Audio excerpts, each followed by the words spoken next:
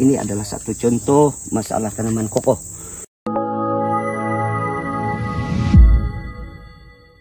Selamat tengah hari kawan-kawan, rekan pekebun koko di mana saja berada di Sabah ataupun di Semenanjung Malaysia.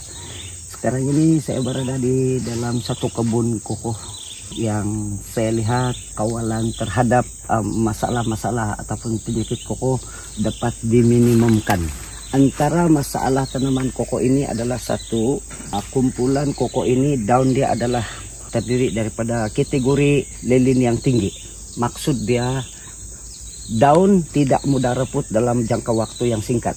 Akibat daripada gugur daun, peraputan yang lambat menyebabkan mikrob di dalam tanah dia terlampau tinggi, mikrob yang tak baik. Jadi apabila dia mengekalkan kelembapan yang berlebihan di dalam kanopi pokok kokoh ini itu sendiri, dia akan menyebabkan satu, raput akar disebabkan oleh bebenang putih ataupun mikrob yang coba mereputkan daun-daun ini.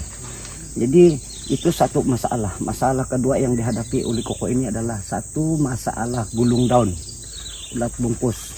Masalah seterusnya adalah kulat yang menyerang kepada daun, kerat batang, dan kulat yang menyerang pada buah. Selain itu masalah yang dihadapi ulat pengurik batang dan ulat pengurik buah.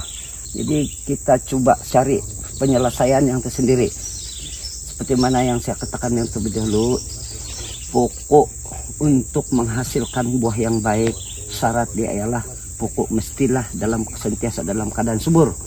Bila pokok dalam keadaan subur, kehijauan, dia sentiasa daun itu sentiasa hijau, dia mampu mengeluarkan hasil yang baik, banyak, dan berkualiti. Itu satu. Dan syarat untuk mendapatkan buah yang baik, berkualiti, menepati piawaian yang betul, pokok dan akar mesti sentiasa dalam sehat. Jadi akar yang sehat dan cergas, mestilah syaratnya pH tanah sentiasa berada dalam keadaan yang normal. Koko dalam dikategorikan 6, pH 6 ke atas, kalau boleh capailah 6.5 ke atas untuk mendapatkan kesuburan pokok itu, pokok itu sendiri. Jadi dalam masa yang sama, jika pH tanah yang baik, rahasia dia adalah mikrob di dalam tanah ataupun kulat yang menyeram di dalam akar tanah, di dalam tanah dapat dikurangkan. Sebab jika sekiranya pH yang baik, mikrob ini secara tidak langsung dia dapat dikurangkan. Rahasia untuk dapatkan pH yang baik, gunalah Dolomite PDI Perlis. Dan inilah yang saya coba aplikasi pada pokok koko ini sendiri. Selama mana saya letak dan buat ujian dan lihat dia punya perkembangan, ini yang saya dapat. Ini adalah satu contoh masalah tanaman koko. Secara tindakan yang paling ringan, satu buat pruning.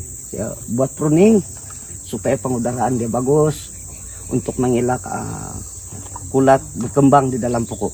Kedua, pruning, pengurangan dahan, pencahayaan dia bagus, pengudaraan dia bagus, sudah tentu kulat dapat dikurangkan.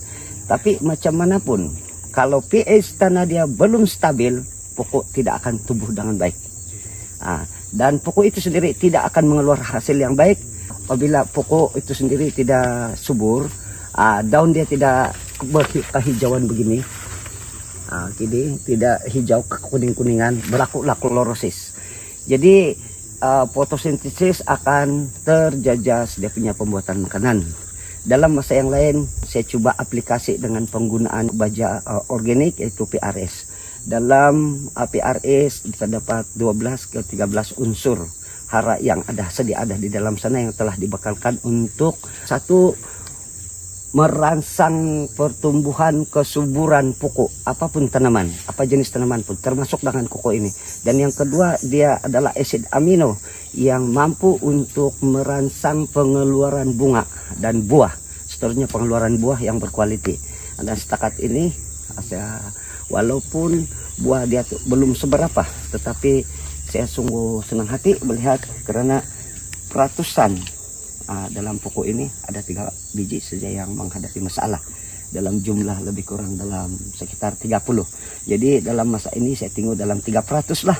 Jadi saya sungguh terima kasih kepada Dolomite dengan PRS karena dengan membantu kesuburan, asas sekali ialah pokok mesti subur. Syarat untuk subur, pH tanah mesti dalam keadaan yang sentiasa normal dan baik. Ya, agar pokok itu sendiri akan berdikari untuk menyuburkan pokok itu sendiri dan mengeluarkan buah yang baik dengan penggunaan 2 benda saja. Dolomite dengan TRS. Oke, pekebun-pekebun kokoh di mana saja berada di Malaysia, mengeluarkan kokoh di antara yang terbaik di dunia. Mari kita lakukan, kita gunakan. Saya ajak kita gunakan Dolomite dengan TRS. Belum kenal memang tidak tahu, dan belum kenal memang tidak cinta. Tes dulu, coba dulu produk tempatan kita, baru kita tahu apakah keberkesanan dia. Kalau dengan kata, ajakan dengan kata itu satu belum menepati ataupun memuaskan hati pekebun itu sendiri. Tapi coba beli Dolomite. Kalau di Semenanjung sangatlah murah dan 50 kilo, lebih kurang begitu, 50 sen saja. Kalau kami di Sabah 55 ringgit kira dengan pengangkutan sampai ke sini memanglah mahal. Jadi kami terima hakikat 1 ringgit lebih per kilo. Kenapa di Semenanjung tak guna? Kami di Sabah sudah guna. Impak dia ini. Nah, terima kasih Dolomite.